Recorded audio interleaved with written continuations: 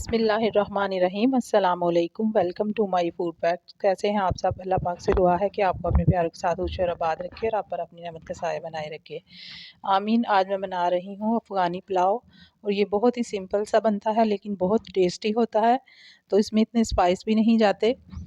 तो चलिए मैं आपको बता दूँ कि इसके लिए क्या क्या चाहिए। सबसे पहले मैंने ले लिया है मटन और ये मिक्स उसमें बोटी है। इसमें नलियों की ज़्यादा है क्योंकि यखनी निकालनी है और साथ में यखनी बनाने के लिए मैंने सौंफ ली है, ज़ीरा लिया है और कुटा हुआ धनिया और साबुत मसाले सारे हैं।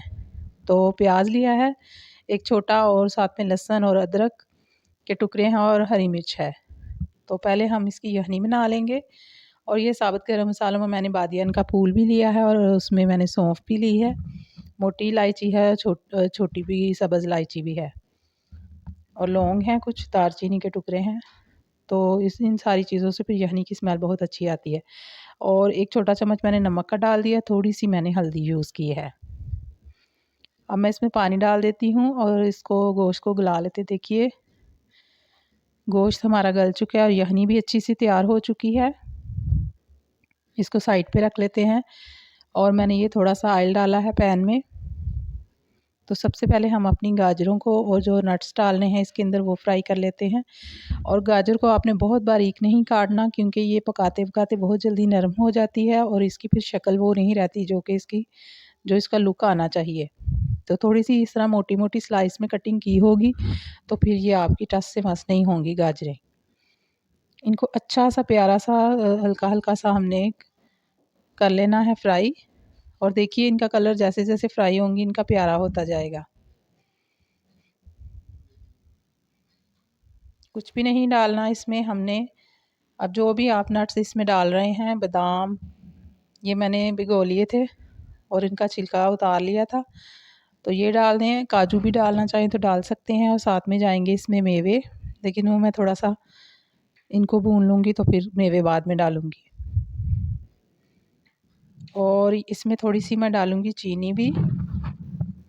ये मैंने मेवे भी धो के अच्छी तरह रखे हुए थे, ये भी डाल दिए। इसमें ज़्यादातर तो काले जो किशमिश होती है ना, उसको ज़रिश भी कहते हैं, वो डालते हैं इसमें अफ़गानी पुलाव में। लेकिन मेरे पास ये मेवे थे तो मैं इसका यूज़ कर रही हूँ। और नट्स में आप काजू भी डालना चाहें वो भी डाल सकते हैं। और 2 चम्मच मैंने डाल दी है इसमें चीनी। हालांकि ये अफ़गानी पुलाव है तो ये ज़्यादातर तो ये तो थोड़ी सी हल्की सी चाशनी में पकती हैं ये चीज़ें, लेकिन क्योंकि हम लोग ज़्यादा उस फ्लेवर को पसंद नहीं करते मीठे को, तो ये मिक्स ही होता है नमकीन और मीठा, इसी से फिर इसका टेस्ट बनता है। और ये देखिए चीनी डालने से गाजरों का कलर और भी प्यारा हो गया। बस इतना सा इनको मैंने कुक करना था और अब मैं चूल्हा बंद कर देती हूँ इसके नीचे से और हम अपने चावलों की तैयारी कर लेते हैं। ये मैंने 2 प्याज ले लिए थे। देखिए गाजरों के नीचे से मैंने अब चूल्हा बंद कर दिया। साथ ही मैंने ये प्याज ऑयल में डाल दिए थे, तो इनको हम हल्का सा कलर देंगे, इनको ज़्यादा कलर नहीं देना क्योंकि ये इसका कलर चावलों का ज़्यादा निकालते नहीं है। प्याज भी मैंने इसलिए कम इस्तेमाल किया है क्योंकि इसके कलर नहीं इसमें इतना आना चाहिए ना ही इसमें मैं कोई और स्पाइस डाल रही हूँ। ये मैंने ज़ीरा डाल दिया, कुछ साबुत गरम मसाले डाले हैं और इसमें मैंने तेज़पात भी डाल दी है, मोटी इलायची डाली है क्योंकि ये जो गरम मसाले होते हैं इसकी अच्छी सी खुशबू इनके साथ आ जाती है, वरना बाकी कोई इतने ज़्यादा स्पाइसेस में नहीं यूज़ करते। और मैंने नमक डाल दिया है अब 3 चम्मच के करीब, क्योंकि चावल मैं 3 गिलास पका रही हूँ तो इसमें नमक भी इतना नहीं डालते, लाइट सा नमक रहता है। अब मैंने उसमें थोड़ी सी यखनी डाली थी ताकि प्याज़ों का कलर बहुत ज़्यादा ना निकल आए। तो इसमें मैंने 3-4 हरी मिर्चें लंबी वाली कट करके डाल दी हैं क्योंकि मैं इसमें मिर्चों वगैरह का इस्तेमाल नहीं कर रही। और बस 2 से 3 मिनट बोटियों को इसमें मैं डाल के तो प्यारा सा जब इनका कलर आ जाएगा, क्योंकि वो अच्छे से गली हुई हैं और पुलाव में हमेशा बोटियाँ इस तरह की होनी चाहिए कि उनको हाथ से पकड़ें तो वो बिल्कुल नरम हो लेकिन देखने में वो बिल्कुल भी ना टूटें। पुलाव की असल उसका तरीका ही ये होता है कि आप उसको नरम कर लें यखनी में, लेकिन उनका टूटना नहीं चाहिए। तो थोड़ी सी मैंने काली मिर्च का यूज़ किया पिसी हुई, क्योंकि ये पुलाव बिल्कुल लाइट सा होता है, तो इसमें दूसरे स्पाइस नहीं जाते। और ये मैंने 3 गिलास के करीब इसकी यखनी रखी हुई थी जो मैंने मटन की बनाई थी, साथ में वो इसमें डाल दी है। और अब जैसे ही उसमें एक उबाल आया तो मैं साथ ही चावल डाल रही हूँ जो मैंने 1 घंटा पहले से भिगो दिए हुए थे।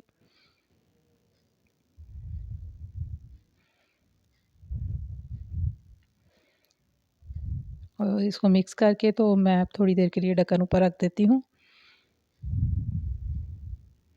बहुत अच्छी सी इनकी खुशबू आ रही है। अब मैं इनको दम पे रख देती हूँ और दम पे मैं चावलों को तकरीबन 25 मिनट रखती हूँ। और साथ ही मैं रायता तैयार कर लेती हूँ जितनी देर हमारे चावल दम पे हैं। मैंने इसमें बंद गोभी बारीक काट ली है, खीरे बारीक काट लिए हैं, टमाटर बीज निकाल के बारीक काट लिए हैं, साथ में मैंने प्याज, हरा धनिया, हरी मिर्चें भी काटी हुई हैं। और ये देखिए मैंने दही के अंदर काली मिर्च पीसी हुई, साथ में मैंने ज़ीरा भुना और कुटा हुआ डाल दिया और थोड़ा-सा मैंने इसमें नमक ऐड कर दिया था। अब सारा कुछ इसमें मिक्स कर लेते हैं। और कोई भी पुलाव बने हमारे घर में तो इसमें रायता तो ज़रूर इसके साथ बनता है, क्योंकि ये पुलाव वैसे ही बहुत मज़े का आता है, तो इसलिए इसमें रायते में फिर मैंने थोड़ी सी काली मिर्च भी डाल ली है और इसमें मैं थोड़ा सा चाट मसाला भी बाद में डाल लूँगी। ये थोड़े से हम गार्निश के लिए मैंने बचा लिए थे।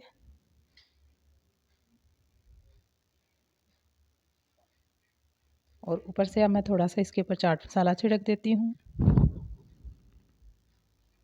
तो चलिए हमारा रायता तैयार हो गया। उतनी देर में चावल भी तैयार हो चुके हैं। मैं डिश आउट करके दिखाती हूँ आपको।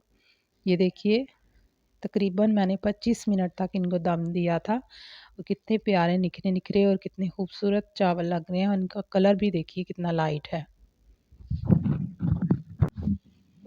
और मैंने दम में ये थोड़ी सी गाजरें और बादाम और मेवे वगैरह लगा दिए थे। दम जब लगाया था तो बाकी के मैंने गार्निश के लिए रख दिए थे। और देखिए कितने गुड लुकिंग चावल लग रहे हैं और ये खाने में भी बहुत ही मज़े के होते हैं।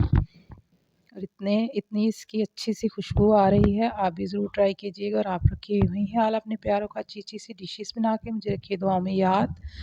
हज़रत अली फरमाते हैं तजर्बा इंसान को गलत फ़ैसले से बचाता है, मगर तजर्बा गलत फ़ैसले से ही हासिल होता है।